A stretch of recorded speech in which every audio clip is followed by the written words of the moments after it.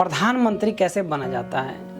यह सवाल हर किसी के मन में होगा कि जिसने प्रधानमंत्री बना उन्होंने क्या किया, ऐसे क्या होता है जिसके बाद में उनको प्रधानमंत्री बनाया जाता है। तो दोस्तों, प्रधानमंत्री किसी देश का सर्वोच्च नेता होता है जो सरकार का नेतृत्व करता है और नीति निर्धारण में महत्वपूर्ण भूमिका निभाता है।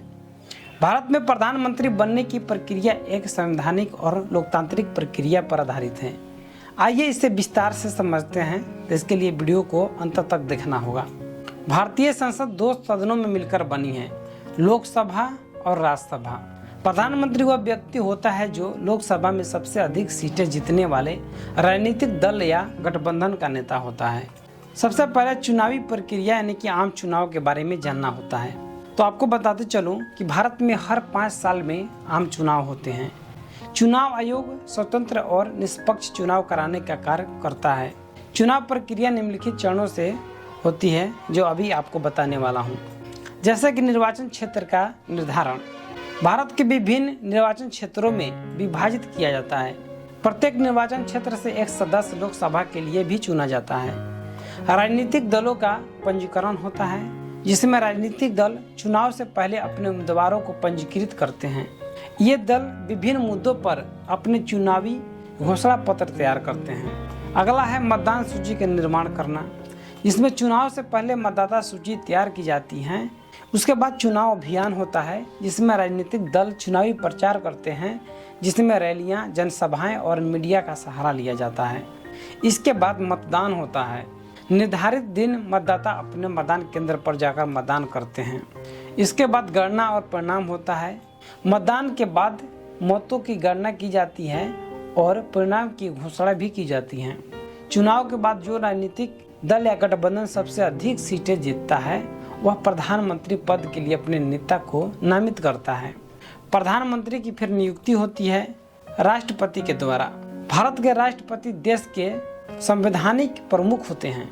चुनाव परिणामों के बाद राष्ट्रपति उस राजनीतिक दल के नेता को प्रधानमंत्री के रूप में नियुक्त करते हैं जिसने लोकसभा में सबसे अधिक सीटें जीती है। यदि कोई दल स्पष्ट बहुमत नहीं प्राप्त करता है तो राष्ट्रपति को यह निर्णय लेना होता है कि कौन सा दल या गठबंधन सरकार बनने में सक्षम है। प्रधानमंत्री बनने के बाद नए प्रधानमंत्री को अपनी मंत्री परिषद का गठन करना होता है। वे विभिन्न मंत्रालयों के मंत्रियों का चयन करते हैं और यह मंत्रिमंडल उनके द्वारा चुने गए लोगों का समूह होता है जो सरकार की नीतियों और कार्यक्रमों का संचालन करते हैं। प्रधानमंत्री की भूमिका केवल एक नेता के रूप में नहीं होती है, बल्कि उन्हें कई जिम्मेदारियां निभानी होती है। वे सरकार की नीतियों का निर्धारण करते हैं और उन्हें लागू करने की प्रक्रिया भी निगरानी करती है।